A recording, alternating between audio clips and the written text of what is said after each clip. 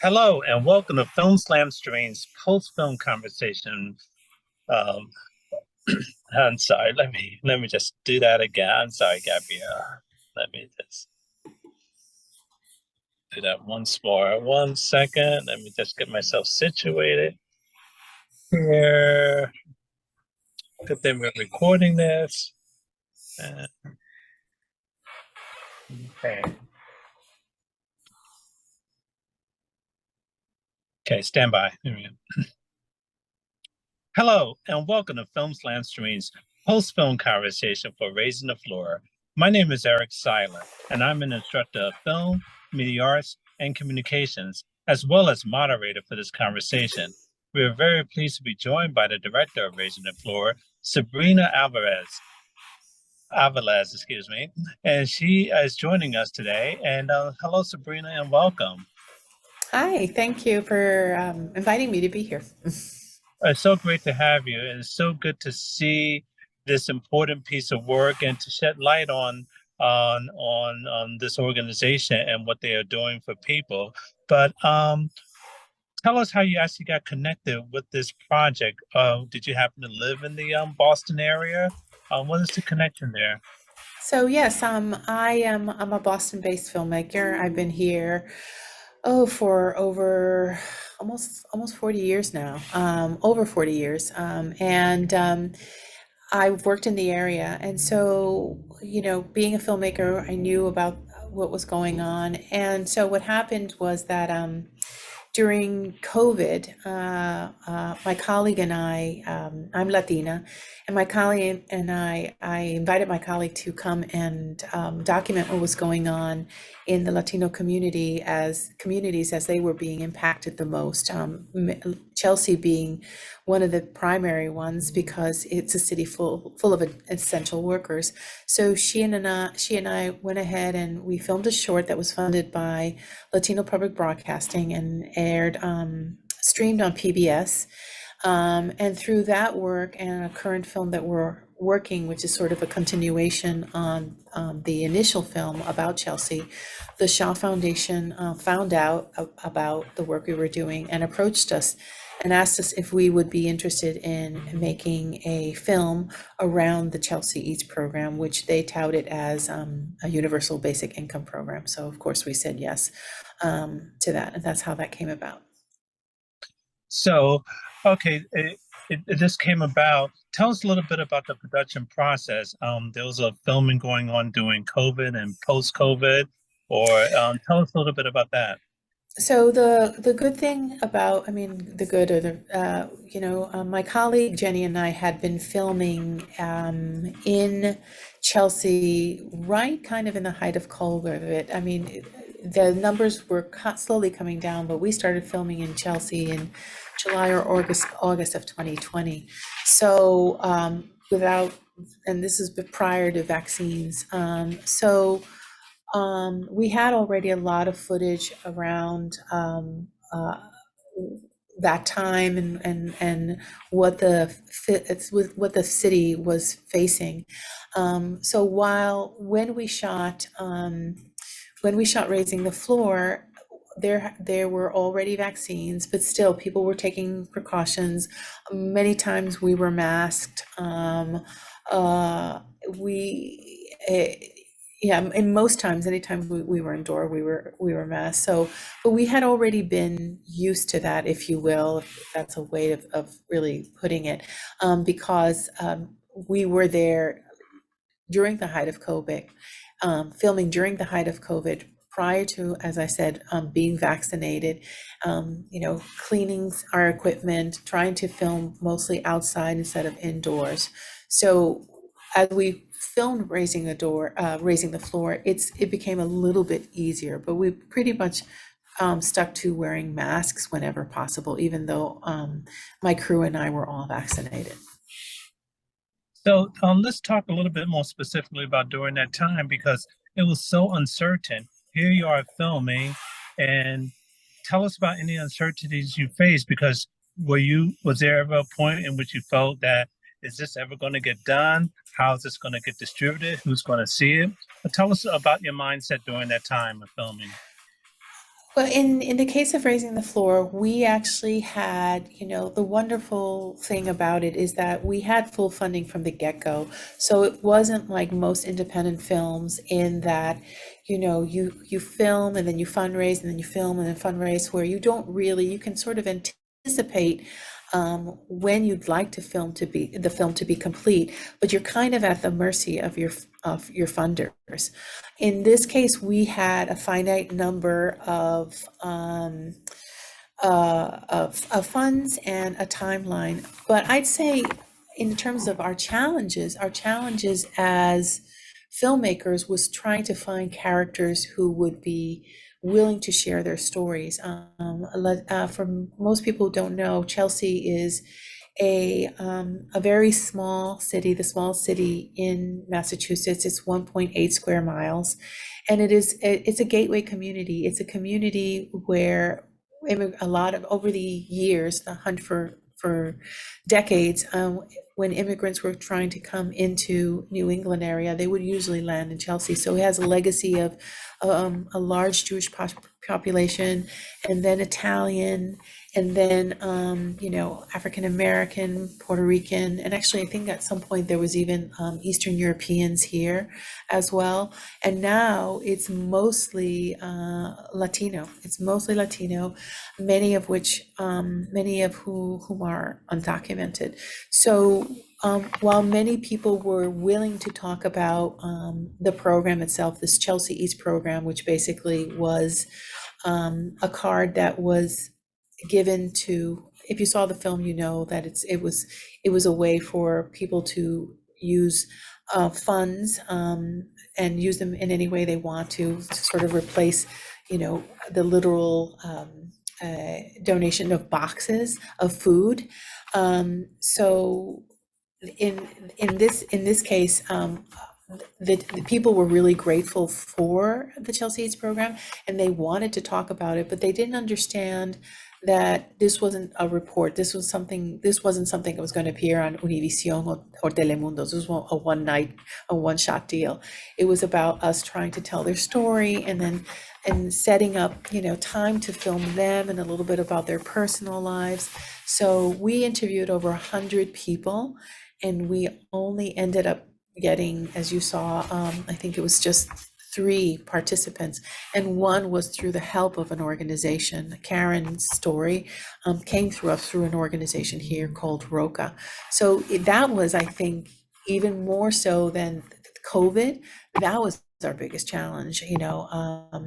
Fortunately, we were able, both my co-producer and I were able to sort of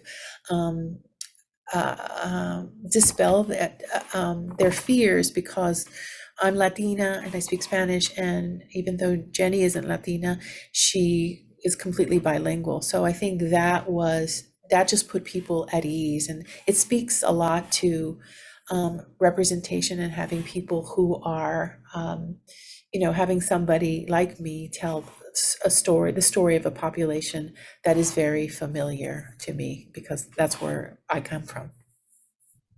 Well, good. That's really interesting about the subjects, trying to identify them. But it does help, you being Latina, helping out.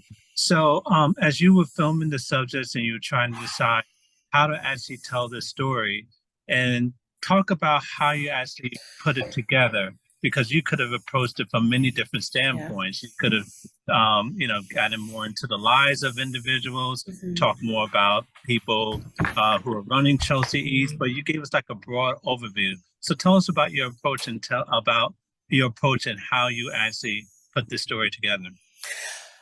That's a great question. So, when we got greenlit, they already had gone through the first round of Chelsea Eats, so we were not there to actually document that whole process.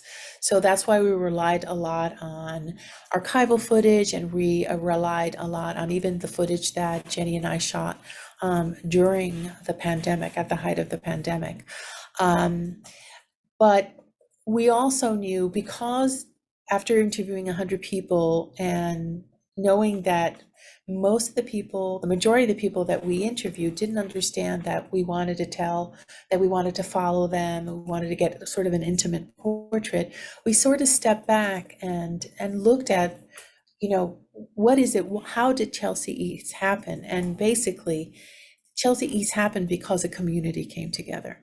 And we thought this has to be, instead of one or two or three people, we have to interview kind of a collective of voices to to put us through where they were and the creative ideas, if you will, that came about to solve this incredible problem of food insecurity, and then also, you know, the benefits, you know, that obviously it made people's lives better, but we always argued that if we wanted to get those people who were really unsure about basic income and whether this works, that convincing them that people's life will be better isn't enough for them. You know, I think that people, you know, for those people who question whether a basic income program works, we have to go into kind of, well, not only does it impact these families, but it also impacts the small businesses and the businesses around. So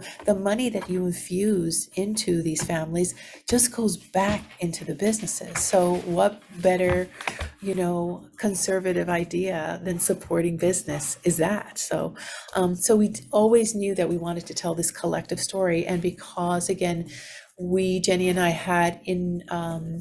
we had experience with the city councilors and the organizations, it was very easy for us to access them and also have them help us identify who do we talk to about this, how do we get permission to shoot here, and again, having been there for, at that point, it was about a year of being on the ground filming in Chelsea.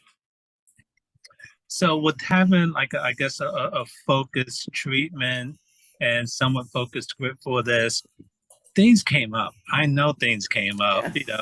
with your subjects being afraid of being deported or whatever came up. So can you tell us some issues that came up that didn't actually make the documentary because it would have taken it in a total different direction?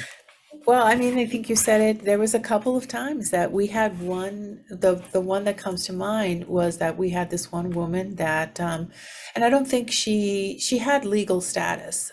She was a restaurant owner, and she had agreed to appear on camera, and we were ready to film. And literally the night before, we were all set to go. I had a crew all lined up. We had call sheets ready to go. She said no.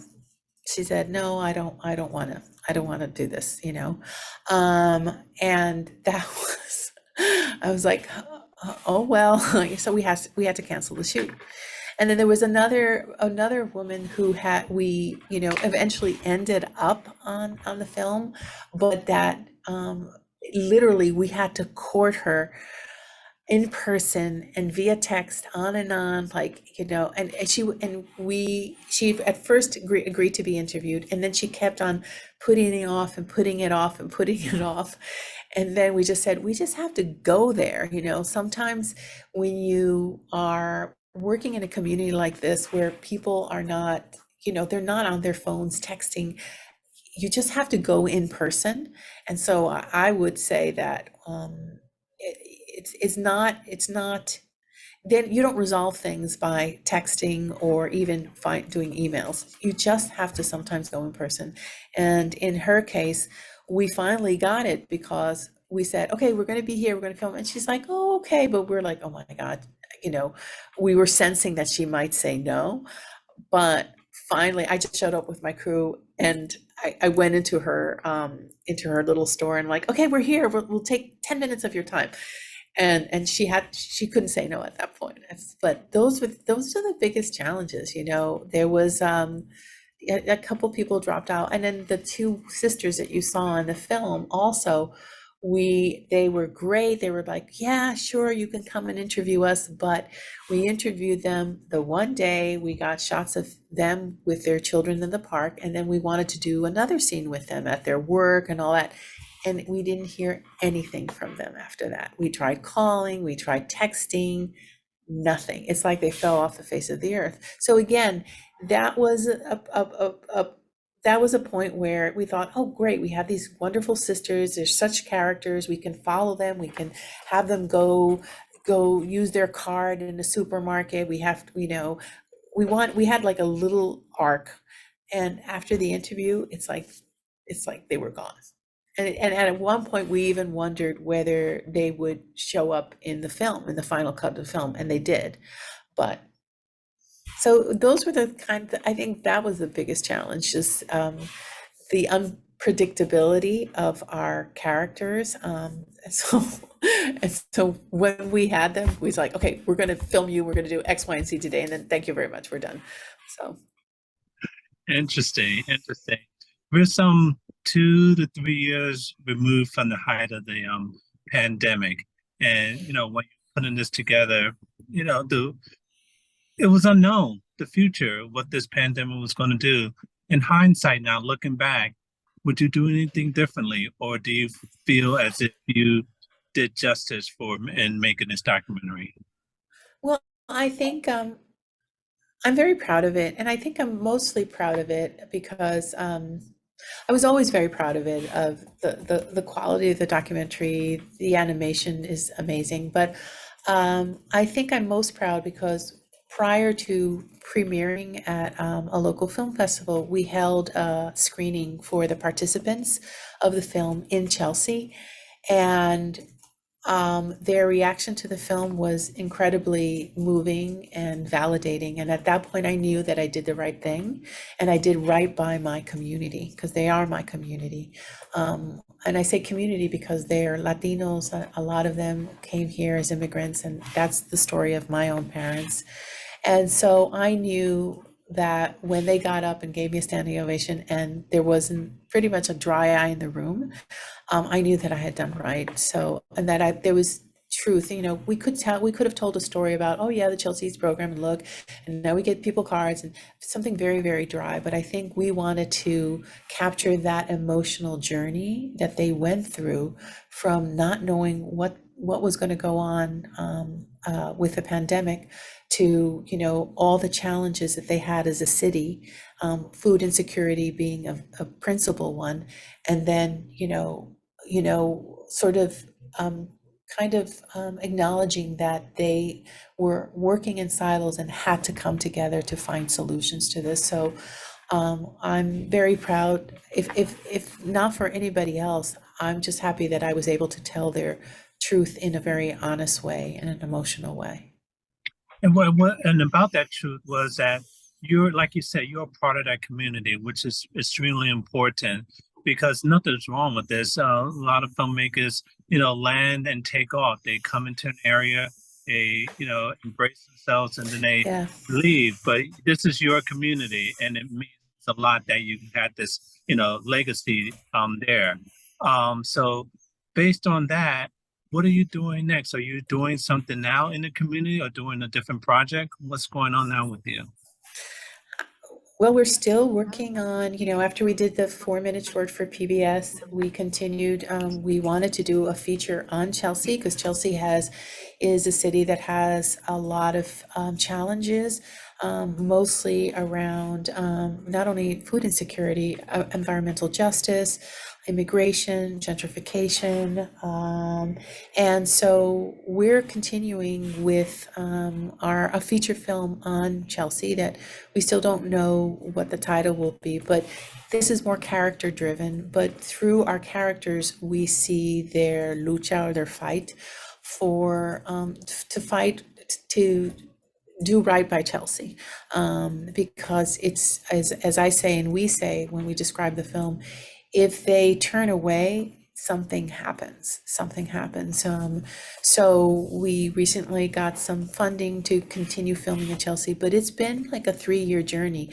But because of Raising the Floor and the PBS short, people are so much more open to us here, and Axis is absolutely amazing. I'm actually now taking this call from an organization who's two leaders we are featuring in the documentary. They're an environmental justice organization called Green Roots, and they said, "Oh yeah, you can use our office for this phone call."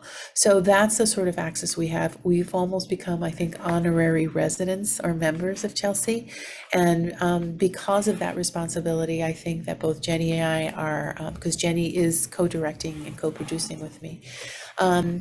We take this really seriously and want to portray a very honest film to show that Chelsea, like many environmental justice cities, this is just a microcosm of what's going on in the United States, and that it is a city that suffers and bears the weight of all these injustices just to keep the economy of New England running. I mean, it's looked down upon by many, but it's called the motor that runs the New England economy. And I'm not going to go into specifics why, but so the people here are fighting the good fight, and we want to capture that. So. And you certainly did capture that. Sabrina Aviles, director of Raising the Floor, thank you so much for joining us today and sharing this film with us. I wish you all the best. Thank you so much. And thank you to our audience for joining us for this important and invigorating conversation. For more information about upcoming film festivals, please visit us at clevelandfilms.org. I'm Eric Siler. Thank you.